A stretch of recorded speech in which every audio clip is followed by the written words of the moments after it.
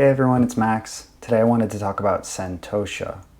Santosha is one of the Niyamas, which is one of Patanjali's 8 limbs of yoga. So if you're not familiar with all these yoga words that I'm saying right now, our asana practice, so you might know that word from all the poses and postures you might do in your yoga asana class. So like malasana. Asana means the posture, the physical posture. So within the 8 limbs of yoga system, asana is only one, and it's not a heavily emphasized limb within Patanjali's system. So in the West, in America, we like to, when we think of yoga, that's what we're typically thinking of. When someone mentions, oh, I'm going to yoga class, they're talking about yoga asana mostly. So one of the other limbs that you might be familiar with, pranayama, those are some of the breathing exercises, and those might be brought into, you might find those in a typical Western yoga class. So the yamas are guidelines for our outer behavior or how you interact with the world. So things like ahimsa, which means nonviolence. The niyamas are our internal landscape and our internal attitude.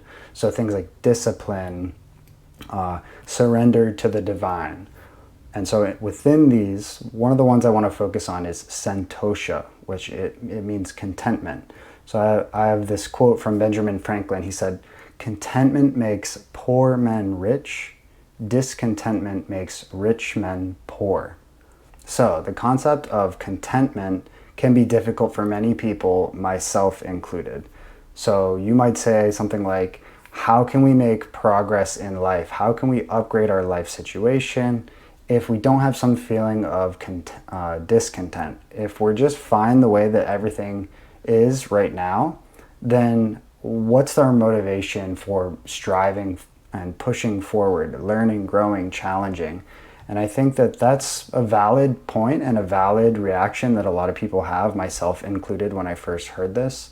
So these are valid questions, but they kind of miss the point of the Yoga Sutras and what Patanjali, the author of the Yoga Sutras, is getting at with putting contentment or santosha as a primary focus. So if you can't be content with who you are and where you are now, then what makes you think you're going to be content when you get to some imagined future? So if you thought about getting a better job, or maybe, if you want a romantic partner and you feel like, if I could just get that thing that I want or be with that person that I want, then I'd be happy. But can you look back in your life and think about a time when you've wanted something, you've received it, maybe you felt happy for a little bit, and then that happiness doesn't last?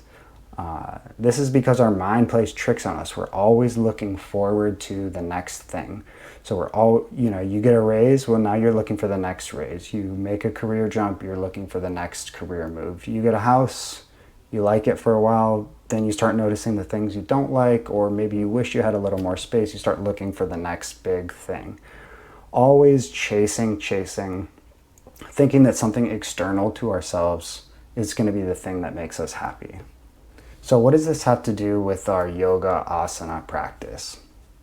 My yoga mentor, Mark McCormick, likes to say, practice doesn't make perfect, practice makes practice. And I love this saying. So there is no perfect, especially when it comes to our asana practice. You may see someone get into some very deep or advanced posture that's just not right for you. Like I have a major hip injury and I had major surgery on it, so I'm pretty restricted in my hips with what I can do. And while I would love to be able to sit in full lotus posture, it's just not something that, at least right now, my body's at all capable of. So I can work towards that, definitely, but if I'm always comparing where I am now to what I think the ideal is, then I'm never going to be happy, and I'm kind of missing the point of the yoga practice. So what can you do to practice santosha or contentment on the mat? So instead we can try to approach our mat in the mood of, I'm going to show up day after day and dedicate myself to this practice no matter what happens or what it looks like.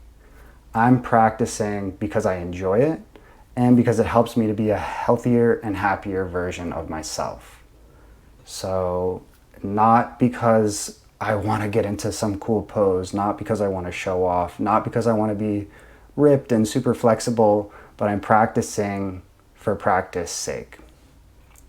I think another little trick, it can be helpful to tell yourself, like your mind, okay, so your mind is there to keep you alive, to protect you, to look out for traps that you might fall into. So it wants to keep you alive. It's not really designed for contentment necessarily. So a little trick that I like to use is when I'm practicing, like in my meditation or before I step on the yoga mat, make a little deal with my mind. Tell my mind, okay, mind, for these 60 minutes or however long the class is, for this 20-minute meditation, whatever, I'm going to practice being content with whatever comes up. If I can't do a posture, if I get distracted, I'm going to let it go and practice being content.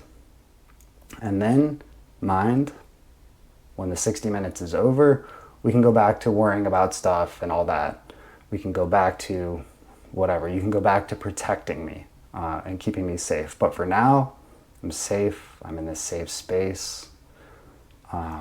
Let me focus on being content. When you give your mind permission, it's just a little bit easier. So just give that a try if that resonates with you, and just see how that works for you.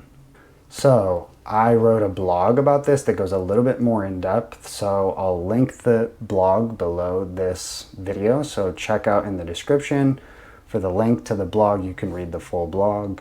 As always, you can join me on my website. I'll be offering some more online classes there. I have a strength and stability flow series on YouTube, as well as a bunch of slow flow practices and some meditations. So thanks so much for listening. If you have any questions, I would love to hear what you thought about this.